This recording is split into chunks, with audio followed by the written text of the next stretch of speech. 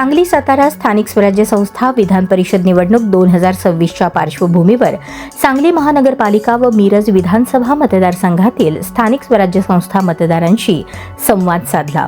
भारतीय जनता पक्ष महायुतीचे अधिकृत उमेदवार धैर्यशील दादा कदम यांच्या प्रचारार्थ आयोजित या बैठकीत स्थानिक स्वराज्य संस्थातील लोकप्रतिनिधी, पदाधिकारी आणि मतदार यांच्याशी सविस्तर संवाद साधण्यात आला।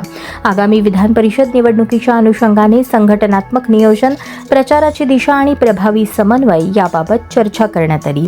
यावेळी भाजप पश्चिम महाराष्ट्र संघटन मंत्री मकरंदभाऊ देशपांडे, सांगली जिल्ह्याचे पालकमंत्री तथा राज्याचे उच्च व तंत्र शिक्षण मंत्री नामदार चंद्रकांत दादा पाटील, सार्वजनिक बांधकाम मंत्री नामदार शिवेंद्रराजे भोसले उपस्थित होते।